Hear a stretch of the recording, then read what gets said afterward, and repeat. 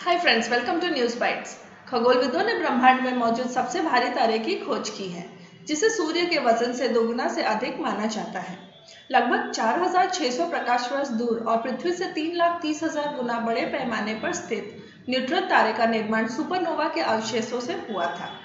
जब एक विशालकाय तारा ढह जाता है, जब वे अपने जीवन के अंत तक पहुंचते हैं, तो सभी सितारे ब्लैक होल नहीं बनते।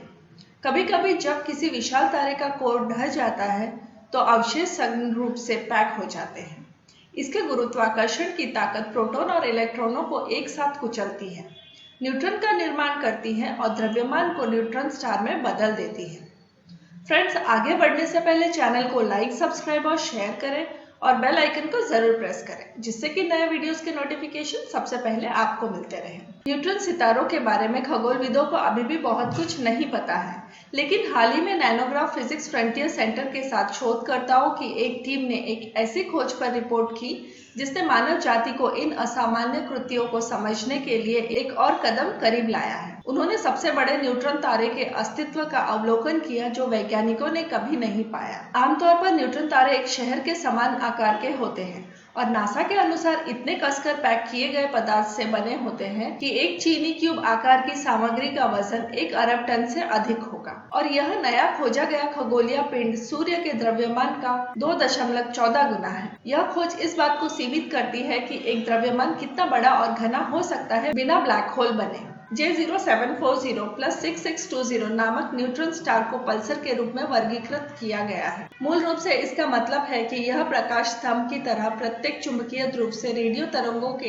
एक बीम का उत्सर्जन करता है। नासा ने अपनी वेबसाइट पर कहा, पल्सर भी तेजी से घूमती है, किचन ब्लेंडर की तुलना में कुछ अधिक तेजी से घूमती। वेस्ट वर्जीनिया में स्थित ग्रीन बैंक टेलीस्कोप का उपयोग करते हुए शोधकर्ताओं की टीम ने एक सफेद बौना सितारा और न्यूट्रॉन स्टार दोनों को देखा। सफेद बौने को मापने से एक मृत तारे की कम घनत्व वाली लाश और न्यूट्रॉन स्टार के एक दूसरे के साथ बातचीत करने से टीम न्यूट्रॉन स्टार के आकार को माप सकती है। जैसे कि अल्बर्ट आइंस्टाइन के जनरल रिलेटिविटी थ्योरी के अनुसार बौने तारे के चारों ओर गुरुत्वाकर्षण इन द्रव्यमानों के एक दूसरे की कक्षा में होने के कारण थोड़ा विकृत होता है। यह J0740 + 6620 द्वारा उत्सर्जित पल्सेस को बदल देता है। खगोल भौतिकीविद हार्वर्ड विश्वविद्यालय के प्रोफेसर इरविन शापिरो के नाम पर शापिरो डिले घटना को नाम दिया गया है। टीम सफेद बौने के आकार का अनुमान लगाने के लिए परिवर्तित पल्सेस का उपयोग करने में सक्षम और फिर उस माप का उपयोग विशाल न्यूट्रॉन स्टार के द्रव्यमान की गणना करने के लिए करती थी। मानव जाति के लिए ज्ञात सबसे बड़े न्यूट्रॉन स्टार की खोज कोई छोटी उपलब्धि नहीं है। J0740 + 6620 जैसे घने द्रव्यमान वैज्ञानिकों को यह समझने में मदद कर सकते हैं कि गुरुत्वाकर्षण के आगे बढ़ने और ब्लैक होल बनने से पहले न्यूट्रॉन तारे कितने विशाल हो सकते हैं।